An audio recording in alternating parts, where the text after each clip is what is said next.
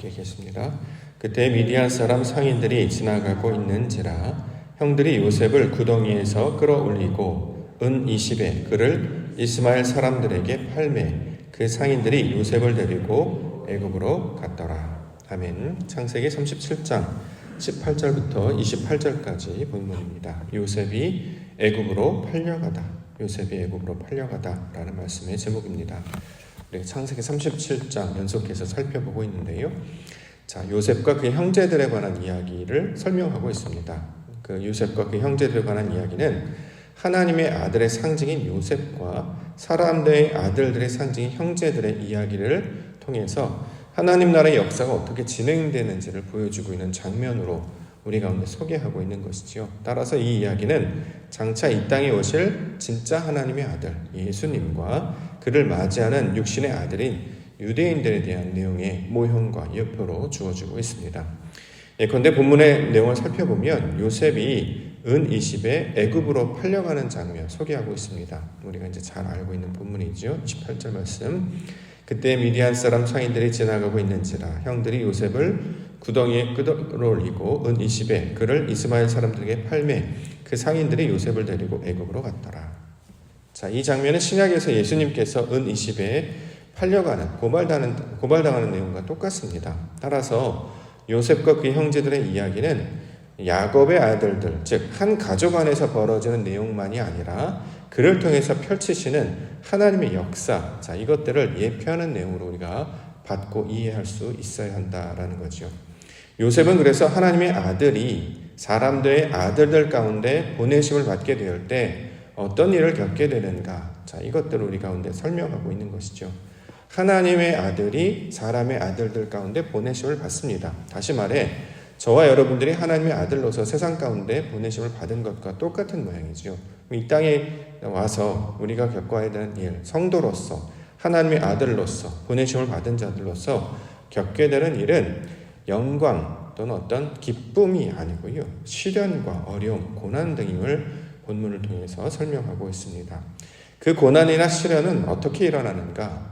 뭔가 잘못해서 일어나는 것도 아니고요. 실수를 통해서 벌어지는 것도 아니었습니다. 게다가 하나님을 알지 못하는 자들로부터 받는 고난과 핍박도 아니었습니다. 다른 형제들, 즉 사람의 아들들, 그의 형제들로부터 얻게 되는 그 고난과 시련을 지금 설명하고 있는 것이죠. 자, 이들을 통해서 하나님의 아들이 이 땅 가운데 나타난 내용이 무엇인지를 통해서 우리가 감당해야 되는 것들, 우리가 바라보고 말씀을 의지하는 것들, 이것이 어떤 것인지를 지금 계속해서 설명하고 있습니다. 가장 먼저 우리가 살펴볼 수 있는 것, 바로 고난이 이 하나님의 아들 요셉을 통해서 나타나는 일이다 설명하고 있습니다. 18절부터 20절까지 보겠습니다. 요셉이 그들에게 가까이 오기 전에 그들이 요셉을 멀리서 보고 죽이기를 꾀하여 서로 이르되 꿈꾸는 자가 오는도다. 자, 그를 죽여 한 구덩이에 던지고 우리가 말하기를 악한 짐승이 그를 잡아먹었다 하자. 그의 꿈이 어떻게 되는지를 우리가 볼 것이니라 하는지라. 자, 요셉이 겪게 되는 일이 어떤 것이었을까요? 다른 것이 아니라 형제들로부터 거부당하는 일이었죠. 거절당하는 일이었습니다. 그러면 왜 요셉은 이런 어려움을 겪게 되는가? 어떤 특별한 잘못을 했던 것인가? 요셉이 나쁜 일을 했기 때문에 이러한 대가를 치르는 것인가? 자, 그 모든 것들이 아니었다 이렇게 얘기합니다. 요셉이 지금 겪게 되는 고난과 핍박은 순전히 아버지의 말씀을 잘 듣고 지키기 때문에 벌어지는 일들이었다라는 거죠. 이것을 한마디로 성경에서는 꿈꾸는 자다 이렇게 설명하고 있습니다. 꿈을 꾸는 것은 어떤 우리가 수면이라든가 어떤 특별한 미래에 있을 것을 예언하는 내용이 아니라 아버지의 뜻을 그대로 받들어서 감당하는 일, 이걸 가리켜서 꿈을 꾼다라고 지금 표현을 하고 있다라는 거죠. 자, 아버지의 뜻을 그대로 행하는 아들의 모습이 바로 요셉이었지 않습니까? 반면에 다른 형제들은 아버지의 뜻을 감당하는 것이 아니라 자신의 생각대로, 자신의 의도대로, 자신의 육신의 본성대로 사는 자들의 모형을 보여주고 있었습니다. 원래 형제들이 있어야 될 곳이 세겜 땅이었죠. 거기서 양떼들을 돌보는 일이었습니다. 자, 아버지의 뜻을 받들어서 보내심을 받은 요셉이 그들을 찾으러 갔을 때 그들은 세겜 땅에 있지 아니하고 도단으로 이동해 있었습니다. 자, 하나님의 아들이었던 요셉은 그 형제들을 열심히 찾았죠. 자, 도단에 도착하고 보니까 그들이 양떼를 잘 돌보고 있었던가? 그게 아니라 하나님의 아들의 상징인 요셉이 다가오니까 그를 통해서 어떤 일을 행할까 이런 것들을 작당하고 모의하는 일, 이 사람의 아들들이 감당하는 일로 이제 묘사를 하고 있는 거죠. 즉 아버지의 뜻대로 그 뜻이 무엇인가를 찾고 구하여 잘 받드는 일로 시간과 생각들을 보내는 것이 아니라 자신들의 생각에 따르는, 자신의 욕망에 따르는 대로 행동하고 살아가는 것을 사람의 아들들의 모습들로 지금 표현하고 있는 것이죠. 자, 이것을 이제 사건과 이야기로 우리 가운데 이제 설명을 하고 있는데요. 자, 이 이야기를 우리가 진리적인 관점에서 영적인 의미로 우리가 해석해서 적용을 해본다면 우리 안에서 벌어지는 일들이라는 것을 설명하고 있는 거예요. 무슨 뜻이냐면 우리 안에 영을 따르고자 하는 마음이 있고 이게 바로 하나님의 아들의 특징이고 육신의 본성을 따르고자 하는 육신의 본성적인 욕구가 그대로 남아져 있죠. 그래서 이 두 마음이 싸우게 됩니다. 자, 육신의 본성이 영을 따르고자 하는 그 마음을 이렇게 힘들게 하는 거예요. 이걸 성경에서는 고난이다 이렇게 이야기한다는 거죠. 사도 바울이 이것을 가리켜서 곤고함이다 이렇게 설명하기도 했습니다. 로마서 7장 21절부터 24절. 그러므로 내가 한 법을 깨달았노니 곧 선을 행하기 원하는 나에게 악이 함께 있는 것이로다. 내 속사람으로는 하나님의 법을 즐거워하되 내 지체 속에서 한 다른 법이 내 마음의 법과 싸워 내 지체 속에 있는 죄의 법으로 나를 사로잡는 것을 보는도다. 오라 나는 곤고한 사람이로다. 이 사망의 몸에서 누가 나를 건져내랴. 다른 형제들이 잘못했다 이런 쪽으로 해석하는 것이 아니라 이 사람의 아들들이 나타나는 형제들의 모습은 우리 육신의 상태를 나타내는 말이라는 거예요. 자, 이것들 우리가 애굽의 성질들을 가지고 육신의 성질들을 가지고 살아가지 않습니까? 근데 말씀이 우리 가운데 전해지게 돼요. 이 말씀이 우리 안에 역사하게 되면 말씀으로 우리가 점유되고 지배당하는 것이 아니라 자꾸 우리의 육신이 이것들을 이기려고 한다는 거죠. 말씀을 따르고 영을 따르고자 하는 마음이 육신을 따르고자 하는 본성이 자꾸 억압받거나 눌리는 것, 이것을 가리켜서 성경은 고난 또는 곤고함이다 이렇게 이야기합니다. 이 과정을 통해서 하나님의 성질로 바뀌어지는 것을 이 구원의 과정으로 이제 어저께 수요 말씀을 통해서 살펴본다면 정결함 또는 부정함에서 정함으로 바뀌는 과정들로 설명하고 있는 것이죠. 우리가 지난 주일날 말씀을 하나님의 아들에 관한 내용을 살펴봤을 때 거기서는 고난도 받아야 된다 이렇게 증거하고 있습니다. 로마서 8장 17절 자녀이면 또한 상속자 곧 하나님의 상속자요 그리스도와 함께한 상속자니 우리가 그와 함께 영광을 받기 위하여 고난도 함께 받아야 할 것이다. 고난을 받는다. 우리가 이제 삶 가운데 어려움을 당한다라는 얘기라기보다 육신의 소욕과 하나님을 따르고자 하는 영의 마음이 다투는 것. 그래서 이것들이 내 안에 갈등으로 남아있는 것을 가리키고 있는 말입니다. 이 일은 어떤 사람들에게만 일어납니까? 말씀을 듣는 자들에게만 일어난다는 거죠. 성소 안으로 올라오는 자들, 하나님의 진리의 빛을 비춤을 받은 자들에서만 나타나는 거예요. 사도행전 2장에 나타난 것처럼 베드로가 말씀을 증거했을 때 그 말씀을 온전히 들은 자들은 어찌할꼬라고 하면서 마음에 동요가 일어난다는 거죠. 이걸 구약에서 땅이 흔들리다, 지진이 난다 이렇게 표현하기도 합니다. 말씀을 온전히 듣게 되면 내 안에 이런 갈등들이 일어나게 된다는 거예요. 단적인 예로 한다면 새벽에 이제 눈이 떠지게 되면 육신과 내 마음의 영이 싸우잖아요. 지금 일어날 것인가? 5분 더 잘 것인가? 하나님의 말씀을 따를 것인가? 육신의 본성을 따를 것인가? 육신의 본성이 중력만큼 나를 잡아당기지 않습니까? 분명히 마음은 원래 어떻게 하기로 마음을 먹었었어요. 새벽에 일어나서 또는 어떻게 일어나서 무엇을 하기로 마음을 먹었다라는 거죠. 그런데 육신의 소욕과 이 본성이 나를 짓눌러요. 얼마나 고통스럽고 힘듭니까? 새벽에 일어나는 것이 세상에서 가장 어려운 것 중에 하나죠. 자, 그로부터 우리가 하늘을 시작하게 됩니다. 이럴 때 어떻게 이것들을 붙잡고 일어나야 하는가? 어떻게 그것들을 우리가 연습하고 훈련해야 되는가?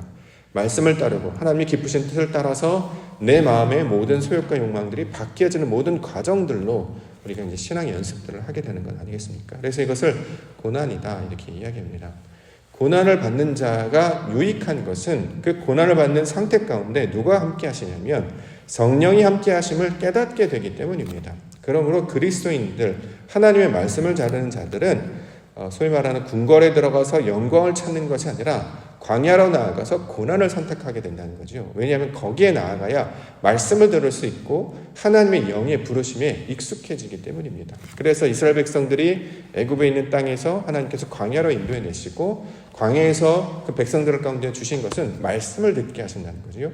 구름 기둥을 보게 하시고 불 기둥을 따르게 하시는 일, 이게 하나님의 영광의 역사다라는 것입니다. 그러므로 신앙이라는 것은 날마다 이 고난 가운데 육신의 소욕과 하나님을 따르는 그것 가운데 날마다 일어나는 갈등, 이걸 이렇게 계속 감당하는 건 아니겠습니까? 근데 그 목적이 뭐예요? 이기는 자가 되게 하는 것. 하나님과 및 사람들과 겨루어 이기는 자가 되는 것. 즉 하나님의 말씀이 아버지께서 원하신 그 영을 따르도록 내가 몸을 맡기고 생각과 의지와 감정을 맡기는 것. 그래서 이기는 자가 되게 하는 것. 자, 이것이 바로 신앙의 훈련과 연습으로 얻어지는 유익이 되겠죠. 자, 이것을 요셉과 하람의 아들들의 형제들의 모습들을 통해서 보여주고 있습니다. 자칫 신앙을 갖게 되면 모든 것들이 순적하게 잘 펼쳐질 것 같아 우리가 기대감이 있잖아요. 오늘 하루도 평안하게 하여 주시옵소서. 오늘 하루도 안전하게 하여 주시옵소서. 나는 가만히 있어도 모든 것들이 다 해결되어서 잔잔한 파도처럼 그 물결 가운데 따라가게 하여 주시옵소서. 그런 것을 우리가 평안이라고 이제 보통 이제 이해하고 그렇게 되기를 소망하는데 실제로 삶은 그렇지가 않잖아요. 매 순간 선택의 시간을 계속해서 우리 가운데 주어진다는 거죠.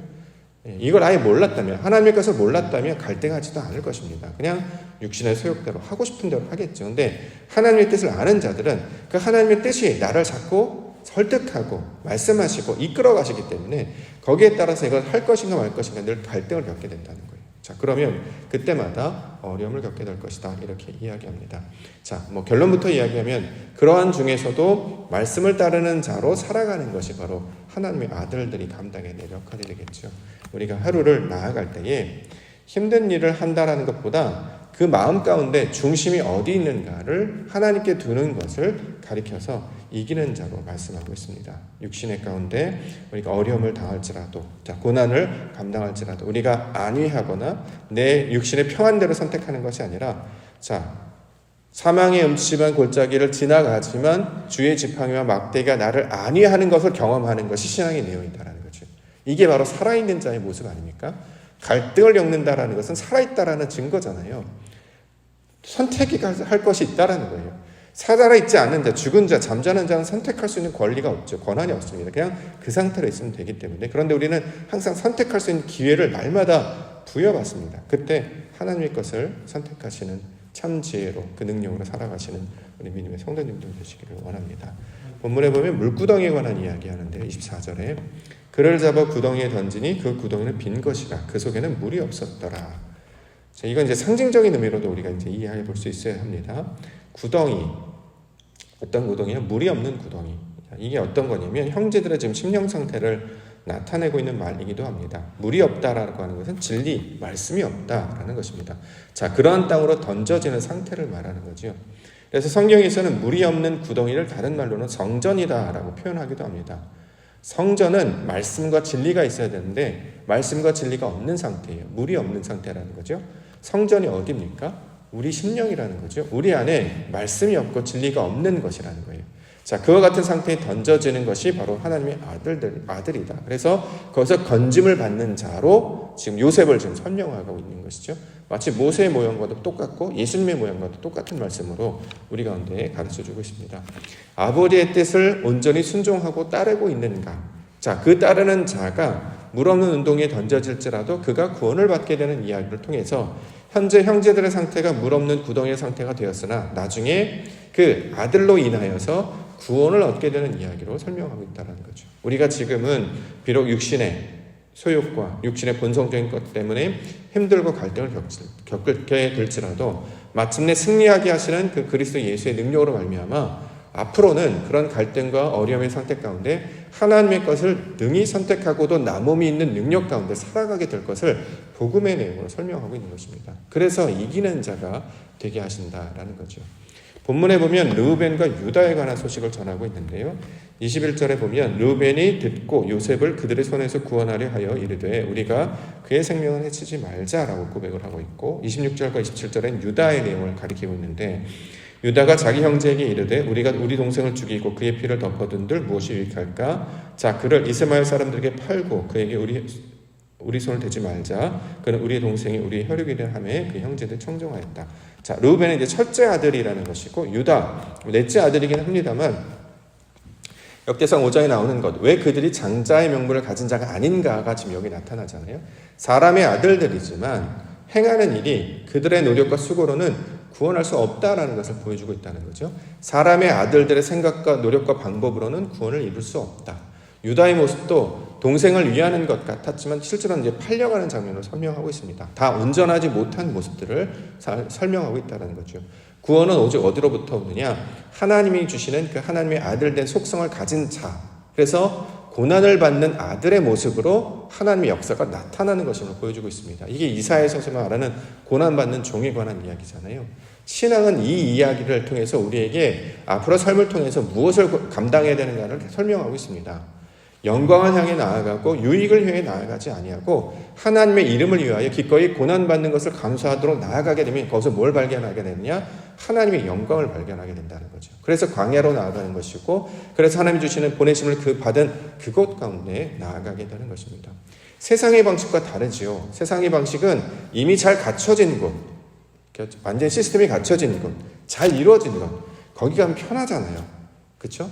뭔가 특별히 할 일이 없기 때문에 그냥 내 것만 감당하면 되기 때문에 그렇게 어려움을 겪지 않습니다. 근데 문제는 뭐냐면 그러한 곳에 나아가면 고난당하는 상태, 갈등을 겪는 상태가 나타나지 않기 때문에 하나님이 하시는 일을 만나기 어렵다라는 거죠. 그래서 자꾸 낮은 데로 향하고 섬기는 일로 가고 하나님이 말씀하신 그 어려운 일들 가운데 우리의 몸과 생각을 맡기는 것은 그래야 내 육신이 연약함을 깨닫고 하나님을 온전히 의지하게 되는 성령의 의지하심을 따라가는 믿음의 사람들로 바뀌게 되기 때문입니다. 자, 우리 가운데 이것들을 우리에게 설명하고 있다는 거죠.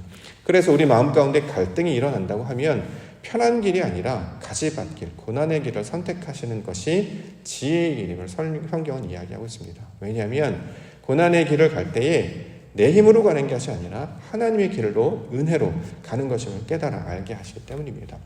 육신의 어려움이 찾아오기도 하고요. 상황에 힘든 일이 찾아오기도 합니다. 그럴 때마다 우리에게 능력은 기도와 말씀 아니겠습니까? 이것을 통해서 우리가 거룩해지는 것으로 나아가는데 결국 우리의 속사람이 하나님의 것들로 바뀌어지는 것을 신앙의 중심적인 내용으로 설명하고 있습니다. 우리가 날마다 예배함이 쉬운 일은 아니죠. 그런데 이것을 기쁨으로 감당하게 되는 은혜가 우리 성도님들 가운데 있기를 원합니다.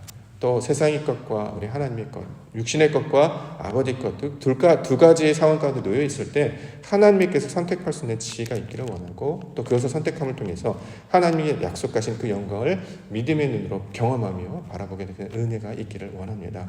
그를 위해서 우리를 부르신 줄 믿습니다. 우리가 주님과 함께 동행하게 되면 그분께서 우리에게 목자가 되어주셔서 그 길을 헤쳐서 보여주실 줄 믿습니다. 내가 온전히 부서지면 망할 것 같은데 내가 부서지는 그 길 가운데 나아가면 하나님께서 역사하시는 은혜를 발견하게 될 줄 믿습니다. 그래서 아버지께서 하시는 일, 그 아들을 통해서 역사하시는 하나님의 영광을 바라보게 하여 주시옵소서. 이렇게 아버지의 것들로 순종하며 나아가시는 우리 믿음의 성도님들 되시기를 주의로 간절히 축원합니다. 기도하겠습니다.